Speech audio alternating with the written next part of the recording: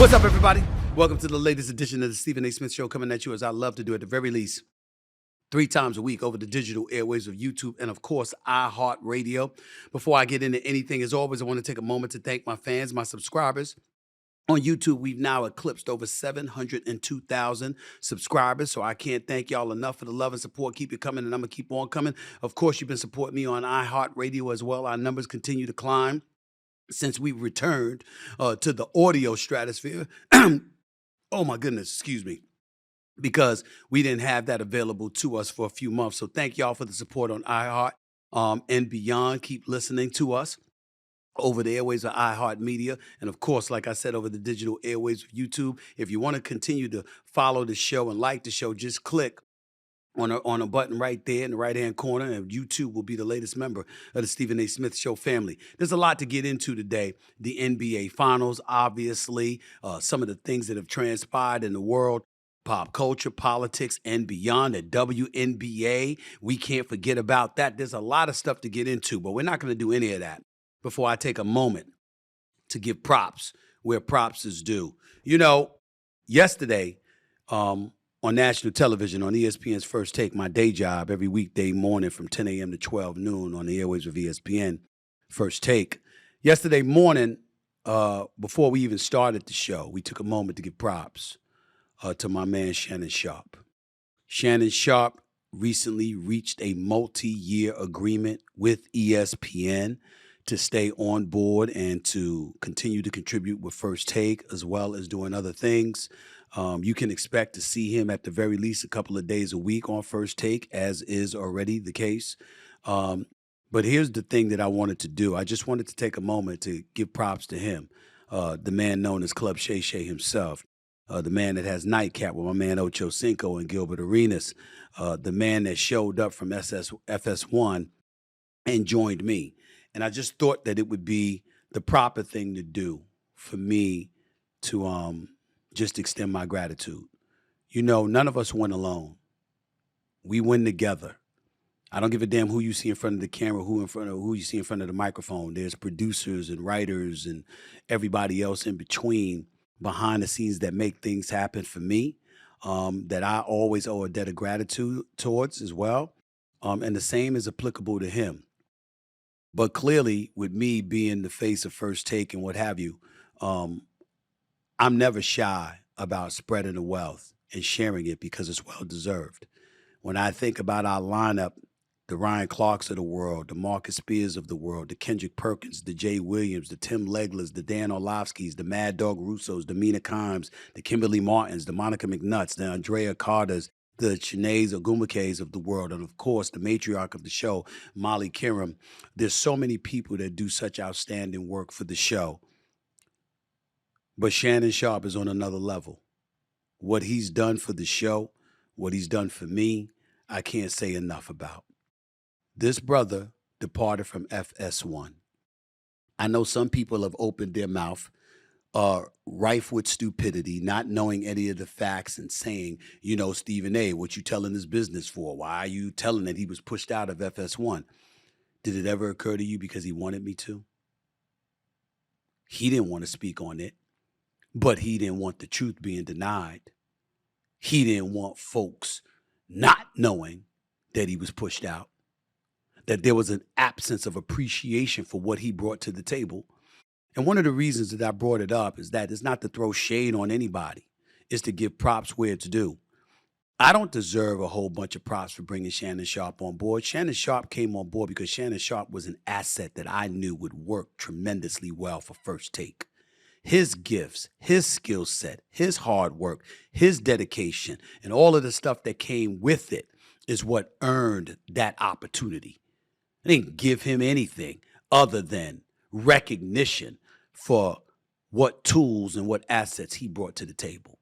And that brother showed up. And from the day he showed up, there's never been a shortage of energy. There's never been a shortage of passion. There's never been a shortage of knowledge. And there damn sure hasn't been a shortage of commitment. If anything, he elevated it. And it wasn't just because he was incentivized to show what his worth was. He was also kind enough and thoughtful enough to want to help me. And you don't always find partners like that. You don't always find people that dedicated and that committed, not just for doing something for themselves, but for also doing something for you. And that's what Shannon Sharpe did for me when he joined First Take.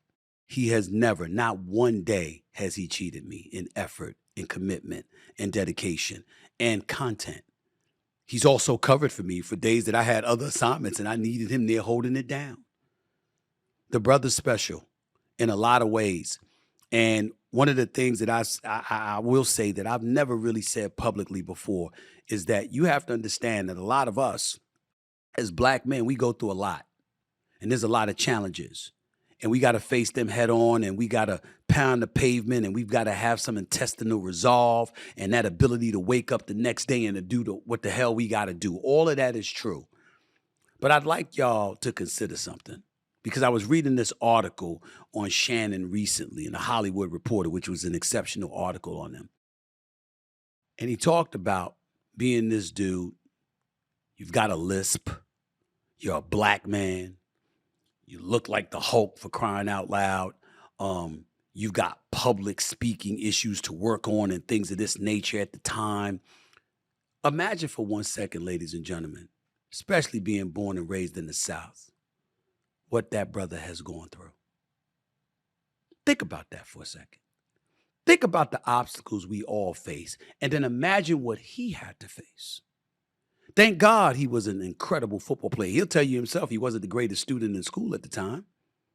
What he had to learn, tell you that his great brother, the great Sterling Sharpe, how he had to make him go to this school and what have you, because Shannon wasn't thinking about all of that and his brother made him prioritize those things.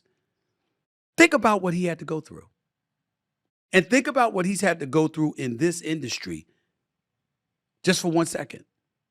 I've told everybody that has asked me about my relationship with Shannon Sharpe, respect the man. All he cares about is that you respect him. Don't disrespect him. Respect him for what he does. That's it.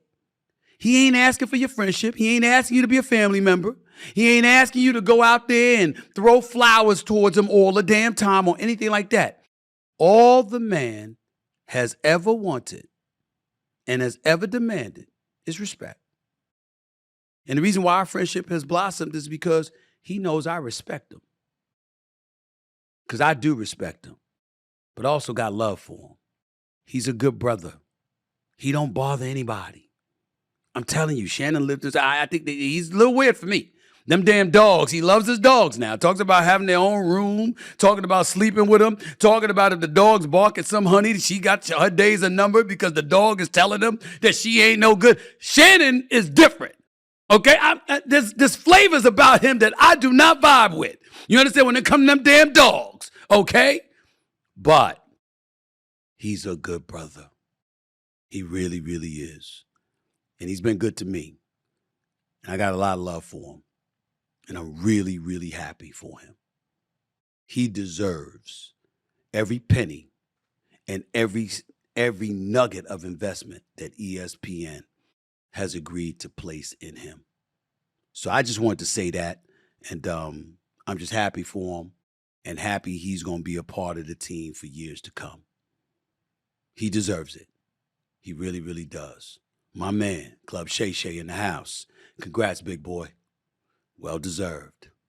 Let me move on to the NBA Finals, where the series shifts to Dallas tonight for Game 3 with the Mavericks sitting in an 0-2 hole. The Boston Celtics, obviously, if you haven't been paying attention, you know they've handled the Mavs on both ends of the court in Games 1 and 2. Pretty handily, I might add, they've handled the Mavs. And the change in scenery doesn't necessarily get better for Dallas either, as the Celtics have not lost a game on the road this postseason. Kyrie Irving has been a no-show for Dallas, and he's their only chance to get back in the series as far as I'm concerned, because Luka's going to be Luka. He just needs help from Kyrie, and if Kyrie doesn't help him, ain't nobody else going to stand up and help him. That's the way I look at it. And if Kyrie doesn't do anything, it's curtains for the Mavs, because history is not on their side. Did y'all know this is the 9th time the Boston Celtics have won the first 2 games of an NBA Finals? Do you know what they've done the previous 8 times they've had a 2-0 lead in the NBA Finals? They've won and have never been forced to a Game 7. None of those times. So let's keep that in mind. Kyrie Irving has to show up. Kyrie Irving has to figure it out. A lot of one-on-one, pressing a little bit, being a bit extra. But let's also understand that we got to give the Boston Celtics a little bit of credit because they've got size at every position. Derek White is a legit 6'5", so is Drew Holiday. Jaylen Brown's a legit 6'7". Jason Tatum's a legit 6'9". Porzingis is 7'3". Al Horford is 6'11". Every damn place Kyrie turns, there's a bigger, taller, longer body on him. Now, in the past, he's been able to have his way with an abundance of opponents, but rarely are there opponents where you have such defensive prowess that you don't even have to double or trap. You can simply switch and make sure a body is in front of him at all times. Jason Kidd is going to have to figure things out.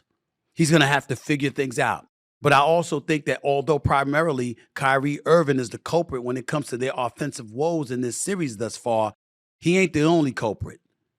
Now, you've got a PJ Washington, my brother, show up. You were making corner threes against OKC. Didn't do it so much against Minnesota, but you didn't have to because other people had stepped up. Kyrie had stepped up his offensive prowess in that series. We know that, and Luka was Luka. There's Derek Jones. I mean, you hit 1 3, and then after that, there's an APB out for you the rest of the damn game. What's up? You got to step up. Gafford, you've got to be more of a presence. I'm not going to be critical. I'm going to highlight the urgency for Derek Lively, the rookie, but I'm not going to get on him about it. I was reminded just yesterday when talking about Derek Lively that he had lost his mom right before the playoffs. I had totally forgot. He lost his mom. Okay? And I know that I said it. I know that I said it Monday. And I know that, please don't get me wrong, but I forgot at the time that's what happened. So he loses his mom, but there's no real break series 1 and 2, and then even into the conference finals. His real break was when they had the week off prior to the start of the NBA finals. That means he had idle time. That means he had ample time to think about the fact that with his mother passing away, both of his parents are gone, and he has no siblings. You talk about an individual that in all likelihood is incredibly lonely and in a dark place right now, it probably was him. I lost my mother in 2017. My man Tim Legler was on TV with me Tuesday morning talking about how he lost his mother a year ago. When you lose your mama, it weighs in your thoughts and in your heart and in your mind all the time. And the best way to deal with those things and to fight those demons that inevitably come is preoccupying your mind and your time. If you don't have an opportunity to do that because you got too much idle time on your hand, you can go to a very dark place. I know I did. And I was 49, approaching 50. This dude is 20 years old. 20.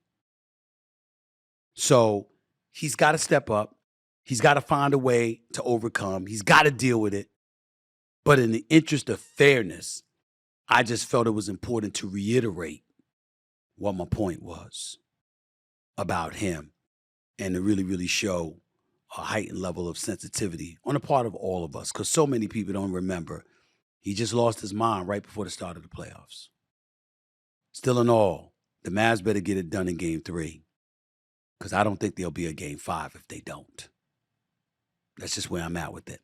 Let me move on to the next subject at hand, because it's important that we bring this up. It involves the Los Angeles Lakers, getting to them and their coaching search. They were left hanging on Monday by UConn head coach Danny Hurley after he rejected a 6-year, $70 million contract offer from the team. The deal would have made Hurley the 6th highest paid coach in the league, which clearly was not enough. And this wasn't the first time. The Lakers have been down this road, okay? Just 5 years ago, Tyronn Lue and Monty Williams both rejected offers from the team they believed because they believed the offers were too low. So where do the Lakers go from here? I've got a few names for you, and I'll give those to you in a second. But here's where I'm at with this. The Los Angeles Lakers is the second largest market in the United States of America. It's the highest taxed state in the union, damn near 13% of your income, okay? That California sunshine, all of that stuff, the Lakers have to stop trying to live off of that.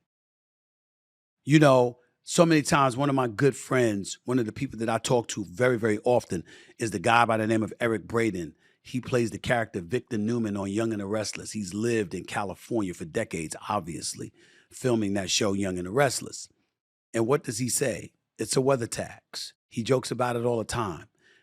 The problem is it's not a joke anymore. Too many people in LA are using that as an excuse. We've got politicians using it as an excuse to always try to raise taxes.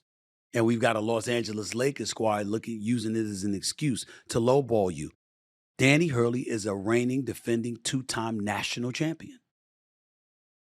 He's universally recognized as the best coach in college basketball. You put it out there that you were going after him. And not only were you going after him, you were going to make it, according to our very own Adrian Wojnarowski for ESPN, you literally put it out there that it was going to be a major, major offer. How is it a major offer if it would have made him the sixth highest paid coach? Hell, the governor of Connecticut came out publicly and stated, we're going to make sure that Danny Hurley is the highest paid coach in college basketball.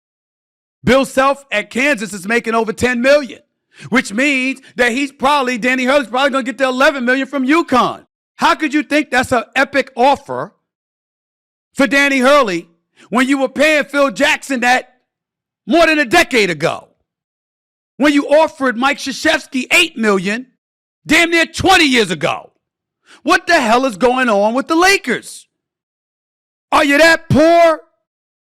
Jeannie Buss has support. She's got other owners involved. What the hell is this? How do you do that?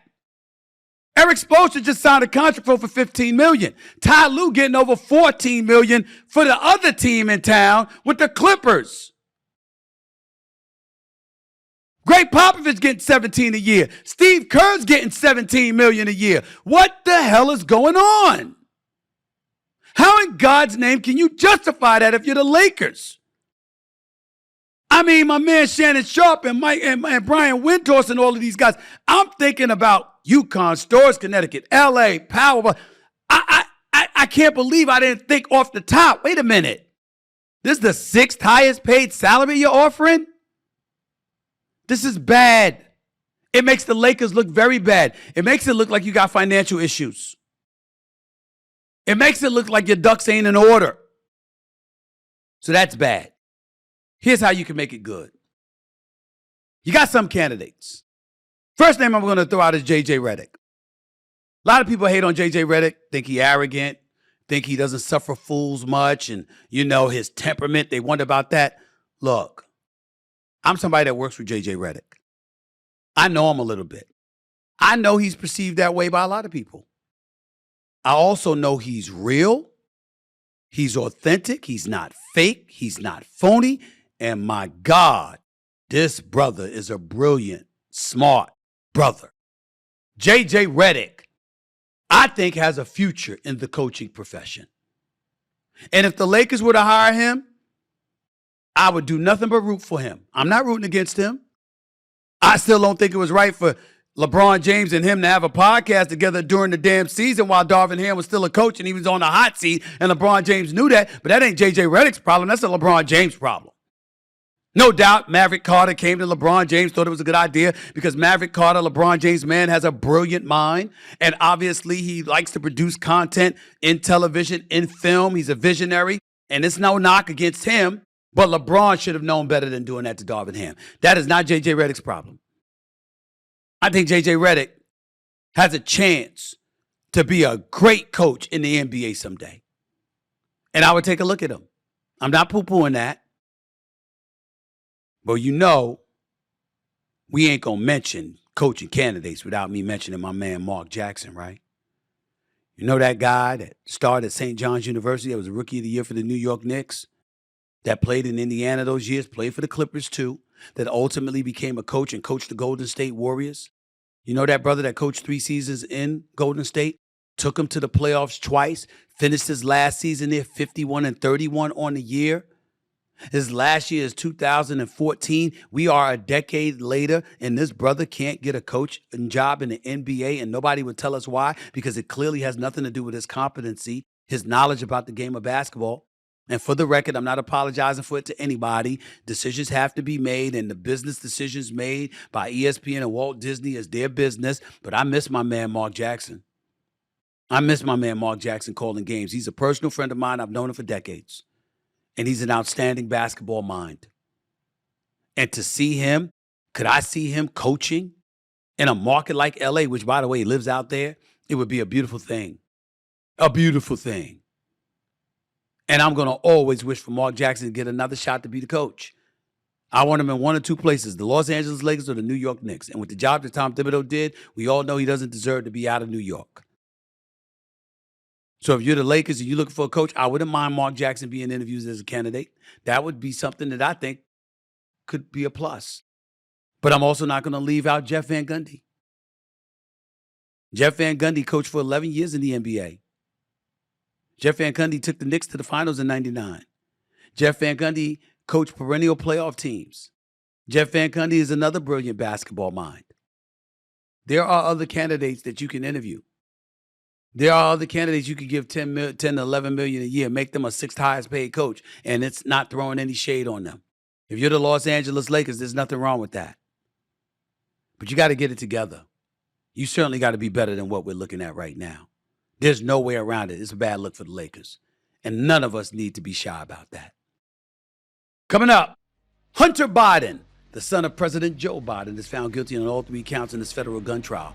I'll get into what it could mean for the presidential election and why the hell a guilty verdict showed up to begin with, in my opinion. But first, things could not be looking any better for the WNBA. I've got some historic stats to break down for you. Some of it might have to do with Caitlin Clark. Some of it might not. Stick around to see what I'm talking about. That's coming up next right here on the Stephen A. Smith Show over the digital airwaves of YouTube and iHeartRadio.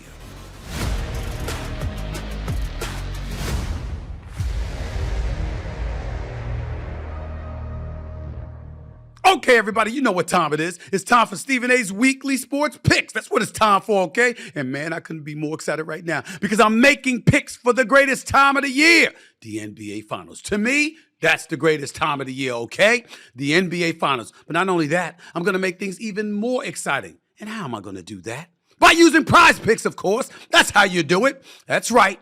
Prize Picks is a skill-based, real money, daily fantasy sports game where you select 2 or more players and predict if they'll have more or less than their stat projections for the game. And it's not only about the NBA Finals. Oh, hell no, it's not just about that. You can play across any sport you are a fan of. The WNBA, Major League Baseball, National Hockey League, tennis, even MMA, okay? And if you go to prizepicks.com right now and use promo code SAS, you'll receive a 100% deposit bonus up to $100. You heard me. Right now, go to prizepicks.com. Right now, I'm going to repeat myself. Go to prizepicks.com. Type in my initials, SAS, for a first-time deposit match up to $100. And if you visit the app today, you'll be able to check out my picks. You won't miss that, all right? So now, let's look at my winning picks, because they usually are winning picks, all right? Jaylen Brown of the Boston Celtics, more or less than 21.5 points. I'm going to say less, but not because of him. I think the focal point will be getting Jason Tatum a bit more involved. I think Jason Tatum on the road will be a bit more aggressive. The Boston Celtics are undefeated on the road this postseason. I think you'll see Jason Tatum trying to come out of his doldrums. Of course, Drew Holiday, Jaylen Brown, Derek White, all of these guys will get their shots. Let's not forget about Porzingis, who's hobbled. We don't know how healthy he'll be for this game. But the bottom line is, I think it's going to be about Tatum more so than anybody else in this particular game. I think that it's going to be less than 21.5 points for Jaylen Brown. How about 20 to 21 points? That's probably what he'll score, okay? Let's get to the next one, Jason Tatum. I just explained to you what that situation is going to be. More or less than 25.5 points. I'm going to go with more. Jason Tatum is going to be looking to be ultra aggressive. He knows that he hasn't been himself in these first 2 games. I think he answers the call. Not in a spectacular fashion where he drops 40 or 50 or something like that. But could I see him getting 25 to 30 in this game? Game 3 on the road in Dallas for the NBA Finals? Yeah, I can see Jason Tatum doing that. He's skilled enough to pull that off. I'm going to go with more for Jason Tatum on this particular one. Next one, Kyrie Irving, more or less than 23.5 points. Hell yes, we're going with more. He better score more than 23.5 points. He's Kyrie Irving. He's desperately needed. He's got to get loose. This home crowd, Dallas, he's got to get loose. Kyrie Irving has got to step up, y'all. He's got to get it done. He's got to be big time. Make no mistake about it. And I think this is the game he shows us. He reminds us who the hell he is and what he's made of. Because if he doesn't, and Luka continues not to have any help, Boston's going to be up 3-0, and this series is going to be over. Might be via a sweep. So we can't sleep on any of that, all right? We got to pay attention to all of that. Last but not least, Luka Doncic. More or less than 32.5 points. The brother's a superstar, y'all. He's box office. His name is in bright lights. He knows he's the marquee, and he answers the call. Chest contusion, doesn't matter. Sore leg, doesn't matter. Fatigued, doesn't matter. This brother does it. Even last game, he was messed up. He had a triple-double. He answers the call again on his home turf. Luka Doncic shows up. He answers the call, and he's going to score more than 32.5 points this game. So you heard what I said. Less on Brown, more on Tatum, more on Kyrie, more on Doncic. That's where I'm at with it. And I believe I'm right. We'll find out come game 3.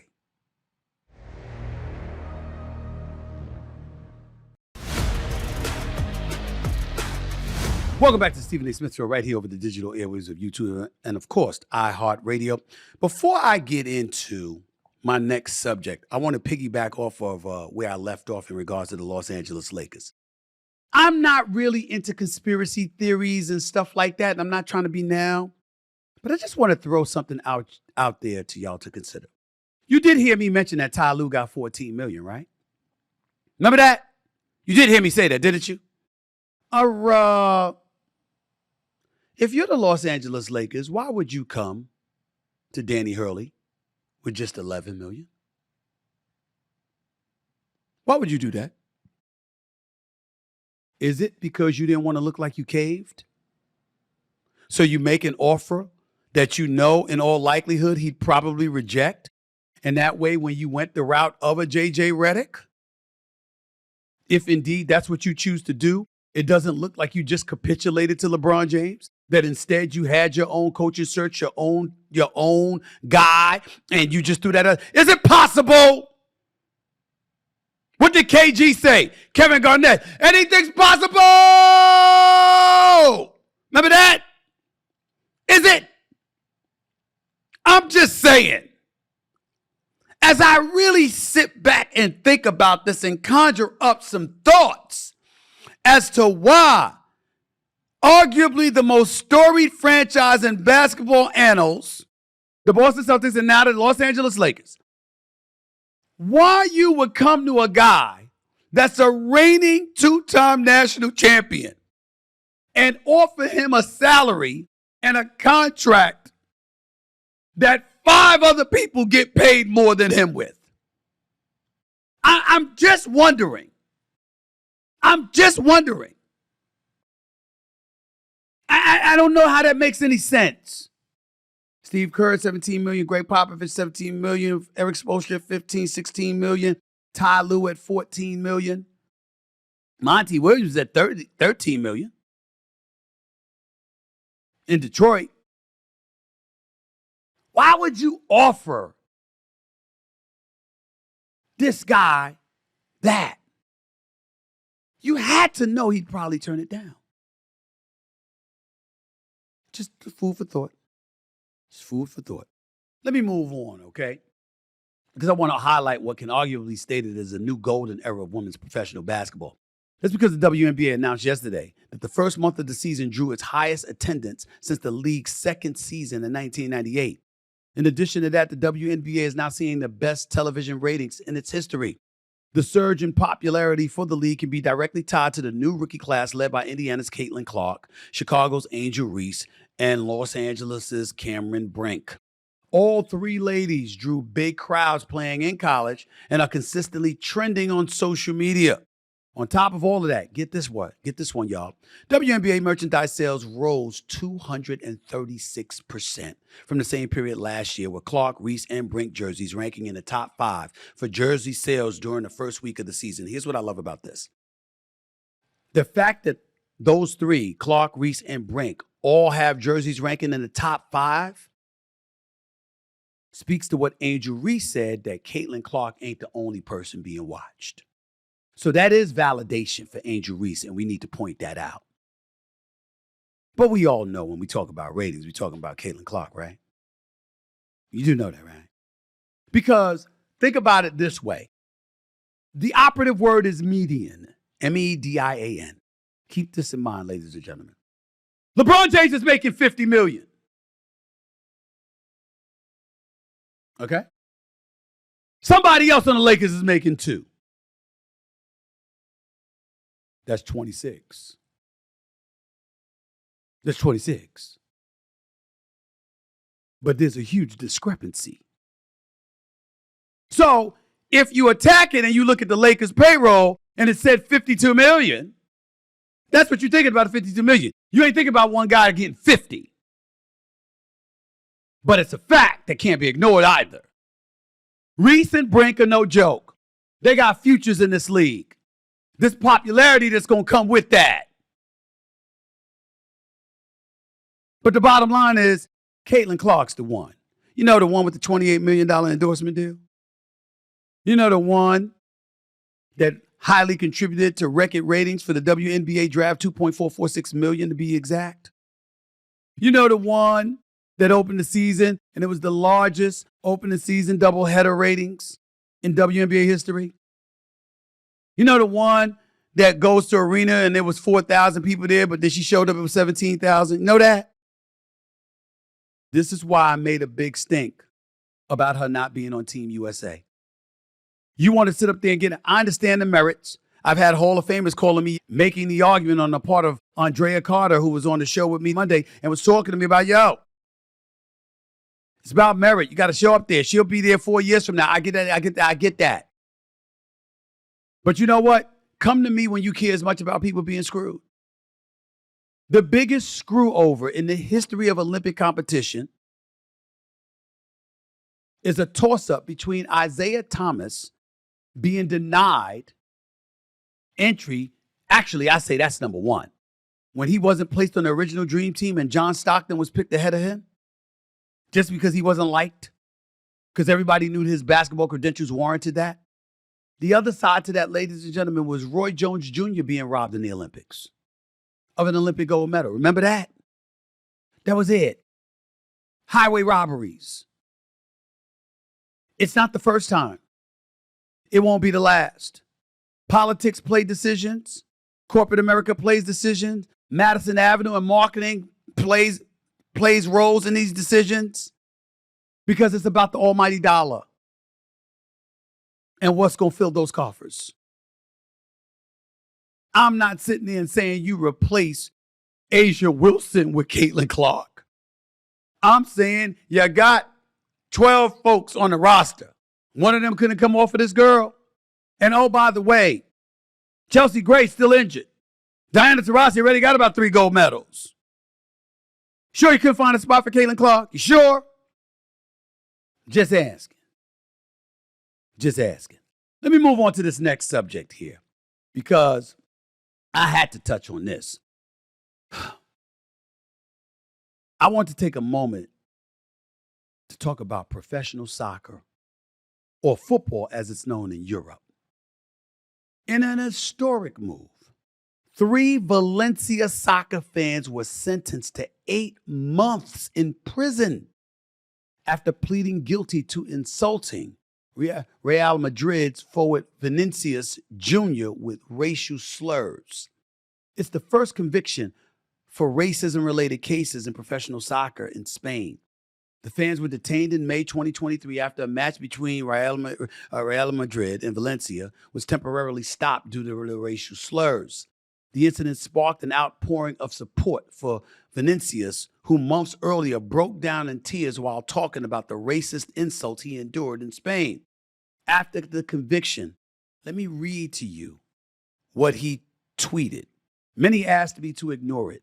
Many others said that my fight was in vain and I should just play football. But as I've always said, I am not a victim of racism. I am a tormentor of racists. The first criminal conviction in the history of Spain is not for me.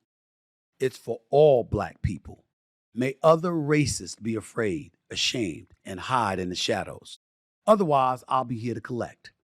Thank you to La Liga and Real Madrid for helping with this historic conviction. More to come. Now, the fans whose names were not released were found guilty of a crime against moral integrity with the aggravating circumstance of discrimination based on racist motives. They will not be allowed to enter soccer stadiums for 2 years and must pay for all court proceedings.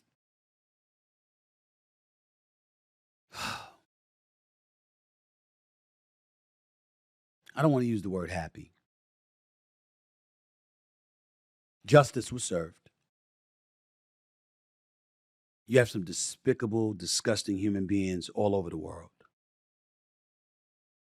And Vinicius speaking up and speaking out the way that he did is admirable. He's somebody we should all appreciate and admire. I'm thankful for him. I'm a bit conflicted on a couple of fronts. Number one, I'm sad to know that racism extends far beyond the corridors of America. Always knew it, of course. But it's just sad that somebody's over in Spain and you're hearing about racist slurs. But it goes a step further when he talked about them going into hiding and they should be very afraid.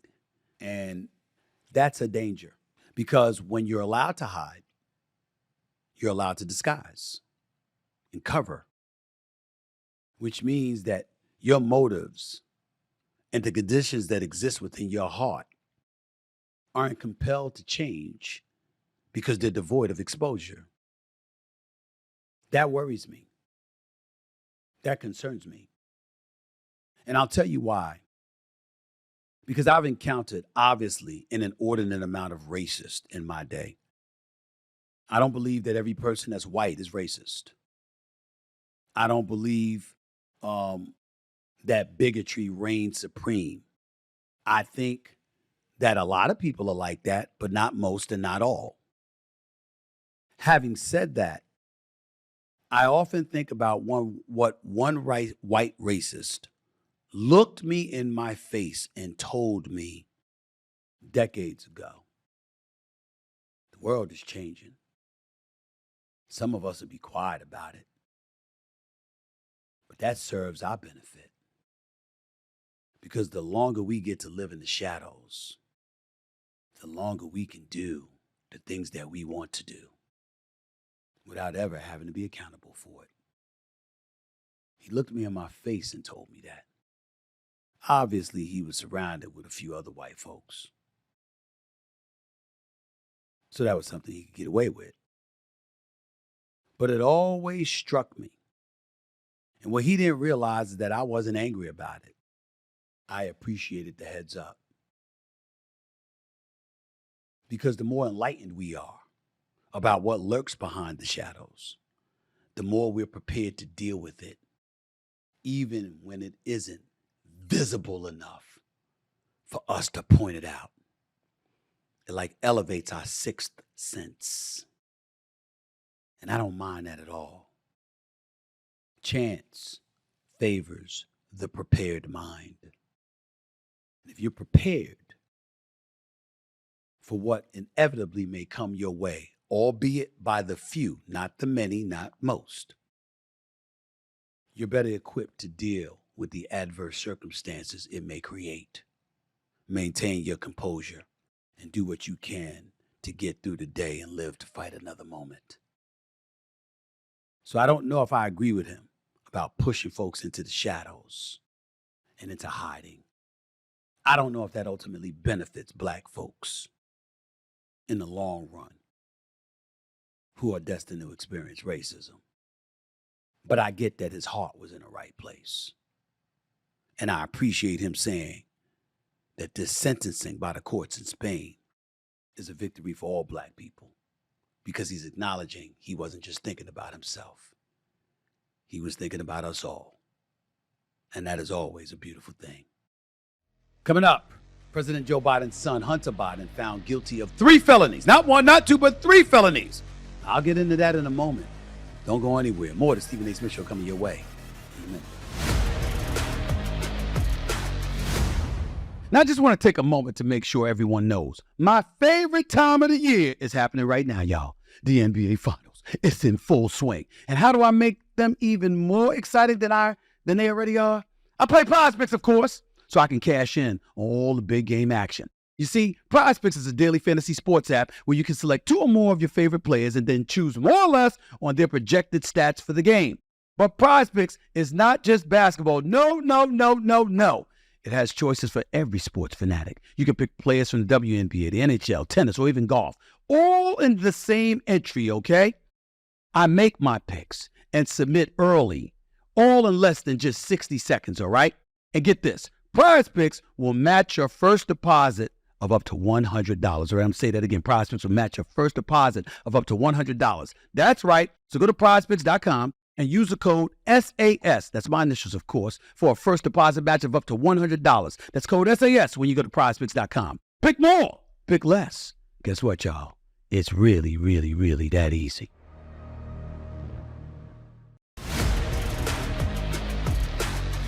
Welcome back to the Stephen A. Smith Show right here over the digital airways of YouTube and iHeartRadio. Let me get into, I don't even consider this politics, but in an essence it is because of what's going on in regards to the president's son, Hunter Biden, please. Earlier, Tuesday morning, President Biden's son, Hunter Biden, was found guilty of 3 felony counts tied to a handgun purchase he made in 2018 while using narcotics. The trial is the first involving the offspring of a sitting president. The charges, which include lying on a federal screening form about drug use, lying to a gun dealer, and possessing the gun, could carry a maximum sentence of 25 years in prison. Now, that sentence is unlikely as Hunter Biden is a first-time non-violent offender. As for President Biden, who's running for re-election, he's been candid about his son's struggles with addiction, of course. Earlier, he told ABC News he would not interfere in his son's federal trial if convicted, and he would not offer him a pardon. Hunter Biden still faces a federal trial in September for allegedly avoiding taxes in California. By the way, Hunter could have resolved both the gun and tax charges without prison time, but a plea deal with his attorneys fell apart last summer. See, certain things need to be said. So I'm going to say it, okay? I'm totally with President Biden in saying I'm not going to pardon my son if my son had all his faculties in order, wasn't inebriated, didn't have an addiction issue or anything like that. Okay? Then you just a slime ball and I'm not pardoning you at all. But if my son was an addict and a recovering addict and prone to, dare I say, questionable decisions because of his addiction, if I'm the president, I got to admit, y'all, I'm going to pardon him. I'm going to pardon him under that. First time nonviolent offender. See, that's the bullshit of politics. Because you saying that if you Joe Biden because that's politically expedient. Nah, I'm not apologizing for supporting my son who's got an addiction. Now, again, you don't have an addiction and you're just a lawless individual, then my compassion for you is going to dissipate dramatically. But if you have an addiction, which he clearly had, compassion is order for the day to me. I don't think the president should be saying that. It ain't like he going to lose votes because of it. Independents or hard leftists or progressives ain't going to vote against Joe Biden because of something like that. Remember when I came to the defense of Chris Cuomo with the whole thing with his brother? I was like this. That's his brother. Your brother says he's innocent. You believe him. You support your brother. You got to apologize for that. That was my thinking. You understand? So, I think like that. You got a child. Your child is an addict. It's cocaine, crack, alcohol. Damn. They might tease him. You might have people on the right going off about Hunter Biden, right? But they always showed him being a bit inebriated, whether it's drugs or alcohol. So clearly he was not in his right state of mind. I think that calls for compassion. Last time I checked, I thought that's what this world was about. Didn't we say compassion? Don't we talk about that all the time? Don't we talk about second chances? That's where I'm coming from. So if he was an addict and the president was open about his son's problems with addiction, I think that calls for a little compassion on the part of the president when it comes to his son. That's what I think. Having said that, are we really surprised at what happened? Do y'all know that Hunter Biden's conviction, do y'all know that didn't really take place yesterday? They didn't tell y'all? Oh, this is a couple weeks ago. That brother was convicted before this. He didn't get convicted Tuesday morning. He got convicted the day Donald Trump got convicted. The day that happened. They like, oh, we going to get his ass. You can't argue that it's politicized on one side, but then think it ain't going to be politicized on the other side. Why do you think the Republicans came out and they applauded the justice system? They weren't applauding it a couple of weeks ago. They were saying it was rigged. So now that Hunter Biden got his, okay, fairness. Because it's all being politicized at this moment in time. Just like they found a way to parlay that into trying to convince folks that this might affect votes for Trump. They're going to find a way to do it as it pertains to how it might affect votes for Biden. By the way, 3 weeks or less than 3 weeks before a debate between him and Trump is scheduled to take place. About 3 weeks and 2 days from now. They ain't fooling nobody. This is what it is. Here's the bad part. Politicization of the justice system is scary. Because now we're not talking about what's right and wrong, what's fair and just. We're talking about which side has the power to flex and manipulate its muscle to invoke the kind of pain, the kind of punitive damage they may be inclined to implement. That's what we're talking about here. When our system gets to that point, if the politician's in trouble, what kind of trouble you think the rest of us are in? Think about it. Calls can be made. Minds can be manipulated and influenced. Initially, according to reports, the jury was split 50-50 on convicting Hunter Biden. Day one. Day two, they came back 11-1 in favor of a conviction. Remember, jury of your peers, it must be unanimous to convict. It took them, 3 days to get to a conviction?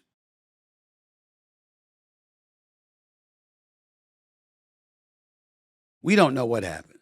I'm not here to tell you I know. What I'm saying to you is that one of the first thoughts that came to my mind right on this show, when Trump was convicted on those 34 felony counts, all Class E felonies, which essentially are a tad bit more than a misdemeanor that people believe will not equate into jail time. The second that happened, I said, there's no way Hunter Biden could get off. Because if Hunter Biden gets off after Trump is convicted, it will be nothing but chaos, because it would be further evidence that in folks' minds that the system is rigged. You almost had to convict Hunter Biden the minute Trump was convicted. I'm not telling you I got any inside information or anything like that. I'm just talking to you about an average citizen looking out there and seeing what I saw. Who didn't know that was coming? Who didn't know that was coming? Here's the last thing that's coming. How much you want to make a bet that President Biden changes his mind and does pardon Hunter Biden? While also this happening, that judge in July, he ain't going to give Trump any jail time. Trump is the presumptive GOP nominee. who will be the official GOP nominee 4 days later after the supposed July 11th court hearing, sentencing hearing. He's going to be the GOP nominee. He ain't going to jail, in my opinion. He's not going to jail. And if he ain't going to jail, Hunter Biden ain't going to jail. Nobody goes to jail. But taxpayer dollars are paid on all of this. And it's supposed to be a felony, and this is supposed to be a felony, and the gun charges, and wild on narcotics, and all of this other stuff. Anybody going to jail? The suckers are us. The suckers are us. Last point before I get on out of here for the day. Got to move on to this. Can't end the show without touching on this subject. I got to quickly touch on Sean P. Diddy Combs. As more organizations continue to separate themselves from what can only be termed now the disgraced music mogul. The latest was Howard University, an historically black college university, an HBCU, whose board of trustees voted unanimously last week to revoke the honorary degree given to him in 2014. The university also made the decision to return Combs' $1 million contribution and terminate a $1 million pledge agreement from the Sean Combs Foundation. The Board of Trustees issued this statement about its decision. Quote, Mr. Combs' behavior, as captured in a recently released video, is so fundamentally incompatible with Howard University's core values and beliefs that he is deemed no longer worthy to hold the institution's highest honor. It ain't about applauding anybody, including Howard. It's about recognizing the necessity of this move. You disassociate yourself from people who are found to be guilty. I'm not talking about in the court of public, in the court of law. I'm talking about what we saw in video. You cannot associate yourself with somebody who would do what P. Diddy did. I'm not here to excoriate the man and anything like that, but what he did to his ex-girlfriend, Cassie Ventura, was criminal. It was not only disgraceful, it was criminal. And the LAPD basically said the only reason we couldn't prosecute his ass is because it's a statute of limitation on that kind of stuff. And it happened years ago. It was vicious. It was a lot. And he said that his behavior on that video was inexcusable, no excuses, etc., etc. I'm going to go a step further.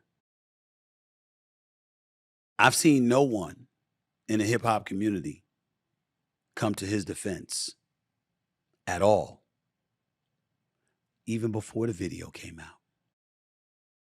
Before the video came out, there was allegations of sex trafficking. There was allegations of assault since, allegations of rape, whatever. Nobody? Nobody? Just the other day, we talked about Will Smith. We talked about him with the whole Chris Rock incident. But what did we never fail to say? That we've never seen anything like it. Will Smith is a good brother with an exceptional reputation, whose behavior that night was incredibly uncharacteristic and a complete aberration from anything we've known him to be. So when his boy Charlie Mack and others talked about grace, you can understand where they're coming from.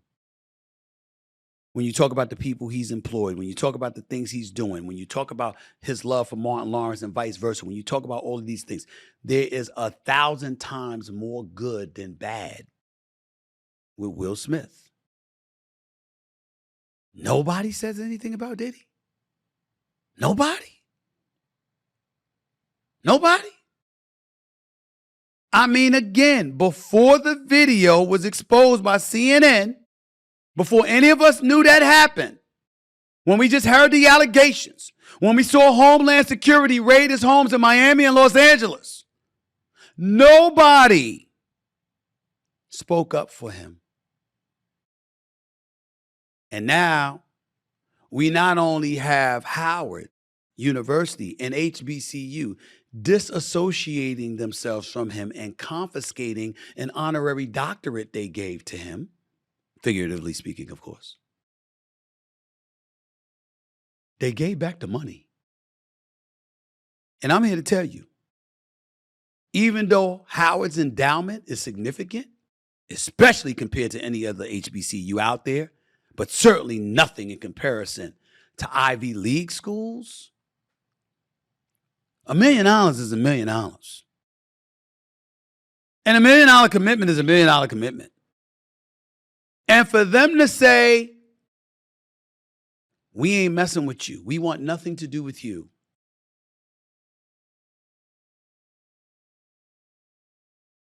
You know what it is? You could call it bad. You could call it worse. This is what I call it. The end. Whether he's in jail or not, whether he tries to resurrect his music career or not, because there's always a way to make money, especially with what he does for a living. Here is the reality. A music mogul who is a product endorser and beyond now finds himself with folks on all levels wanting absolutely positively nothing to do with him. I never thought in my wildest dreams that that day would arrive for somebody as brilliant, as talented, as omnipotent, and as tenacious as P. Diddy. But it has. Lesson for us all. Mind our manners, mind our behavior, guard our names and reputations, and our families and our loved ones with everything we have. Because you never know when it can be gone just like that. That's it for this edition of the Stephen A. Smith Show. I got to get on out of here. Game 3 of the NBA Finals is tonight in Dallas, Texas. I got some work to do, but I'll be back in a couple of days. Until then, peace and love, everybody. God bless. Stephen A. Smith Show, out.